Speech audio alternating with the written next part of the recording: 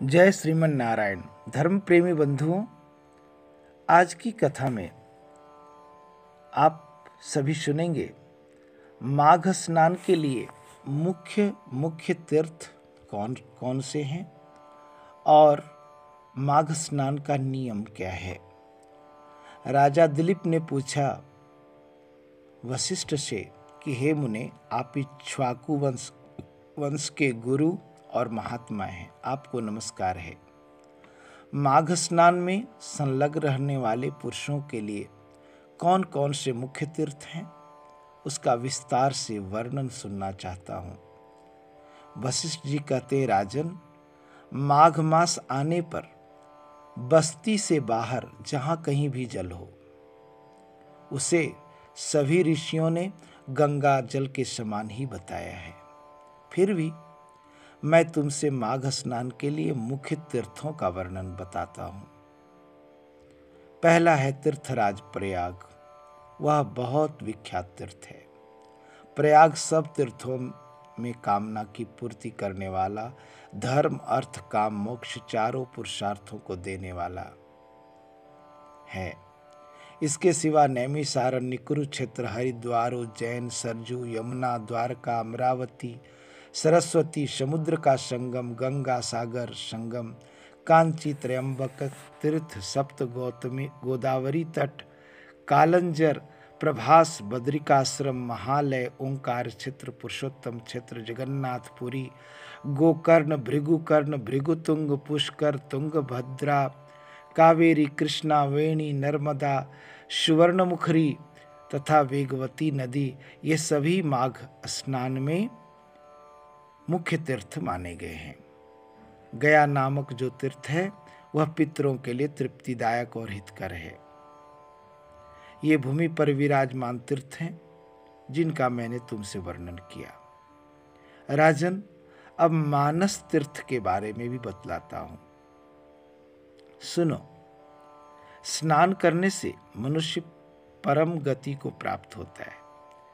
सत्य तीर्थ, क्षमा तीर्थ, इंद्रिय निग्रह तीर्थ, सर्वभूत दया तीर्थ, आर्जवानी सरलता तीर्थ, दान तीर्थ, दम तीर्थ, संतोष तीर्थ, ब्रह्मचर्य तीर्थ, नियम तीर्थ, मंत्र जप तीर्थ, प्रिय भाषण तीर्थ, ज्ञान तीर्थ, धैर्य तीर्थ, अहिंसा तीर्थ, आत्म तीर्थ, ध्यान तीर्थ और शिव स्मरण तीर्थ, ये सभी मानस तीर्थ हैं।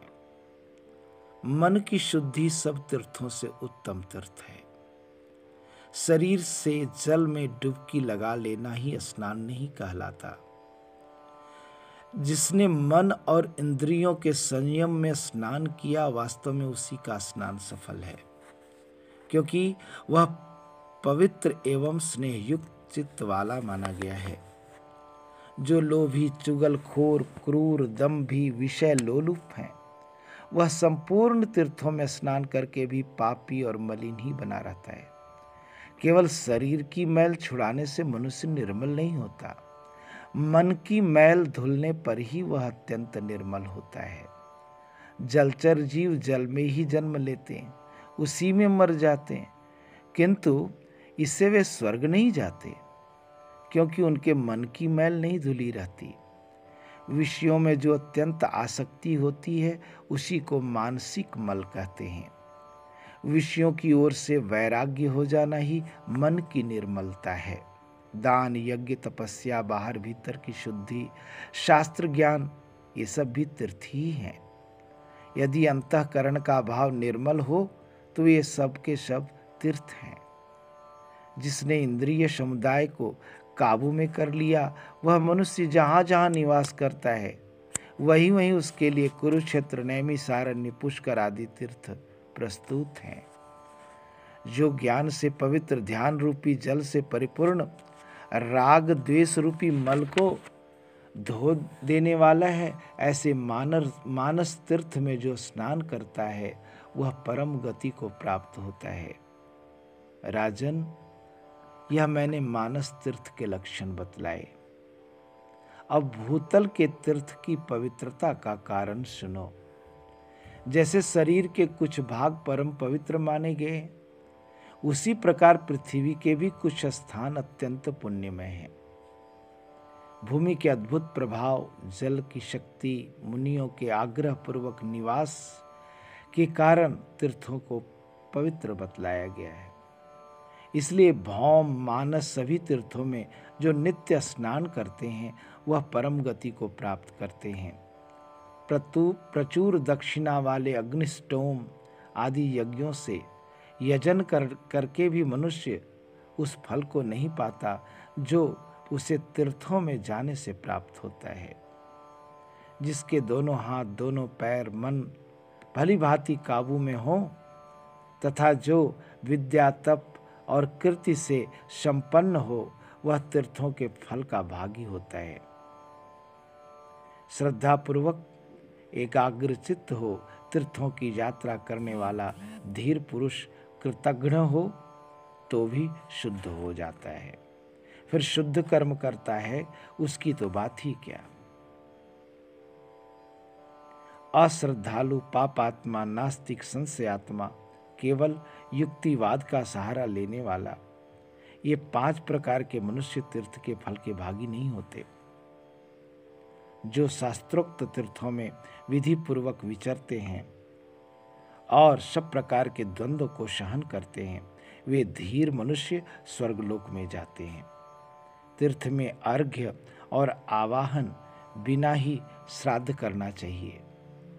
वह श्राद्ध के योग्य काल हो या न हो, तीर्थ में बिना विलंब किए श्राद्ध और तर्पण करना उचित है। उसमें विघ्न नहीं डालना चाहिए। अन्य कार्य के प्रसंग से भी तीर्थ पहुंच जाने पर स्नान करना चाहिए। ऐसा करने से तीर्थ यात्रा का नहीं परंतु तीर्थ स्नान का फल अवश्य प्राप्त होता है। तीर्थ में नहाने से पापी मनुष्यों के पाप की शांति होती है। जिनका हृदय शुद्ध है उन मनुष्यों को तीर्थ शास्त्रोक्त फल प्रदान करने वाला है। जो दूसरे के लिए तीर्थ यात्रा करता है वह भी उसके पुण्य का 16वां अंश प्राप्त कर लेता है। इस प्रकार नियम का आश्रय ले माघ मास में व्रत ग्रहण करना चाहिए। उस समय ऐसी ही तीर्थ यात्रा करना चाहिए। माघ मास में स्नान करने वाला पुरुष सब जगह कुछ न कुछ दान अवश्य करे।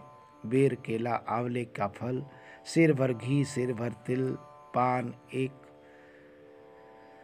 आढ़क यानी 16 सेर चावल, कुम्हड़ा, खिचड़ी, ये 9 वस्तुएं प्रतिदिन ब्राह्मणों को दान करनी चाहिए। जिस किसी प्रकार से हो सके माघ मास को व्यर्थ नहीं जाने देना चाहिए। किंचित सूर्योदय होते होते माघ स्नान करना चाहिए। माघ स्नान करने वाले पुरुष को यथाशक्ति शौच, संतोष आदि नियमों का भी पालन करना चाहिए। विशेषतः ब्राह्मणों और साधु सन्यासियों को पकवान भोजन कराना चाहिए। जाड़े का कष्ट दूर करने के लिए बोझ के बोझ सूखे काठ दान करे। रुई भरा अंगा, सैया, गद्दा, यज्ञोपवीत, लाल वस्त्र, रुईदार रजाई, जायफल, लौंग, बहुत से पान, विचित्र विचित्र कंबल, हवा से बचाने वाले गृह, मुलायम जूते, सुगंधित उपटन दान करना चाहिए। माघ स्नान पूर्वक घी, कंबल, पूजन सामग्री, काला अगर, धूप, मोटी बत्ती वाले दीप, भांति भांति के नैवेद्य से माघ स्नान जनित फल की प्राप्ति के लिए भगवान माधव की पूजा करे। माघ मास में डुबकी लगाने से सारे दोष नष्ट होते हैं और अनेकों जन्मों के उपार्जित संपूर्ण महापाप तत्काल विलीन हो जाते हैं। यह माघ स्नान की मंगल का साधन है। यही वास्तव में धन का उपार्जन है तथा यही इस जीवन का फल है। भला माघ स्नान मनुष्यों का कौन कौन सा कार्य नहीं सिद्ध करता।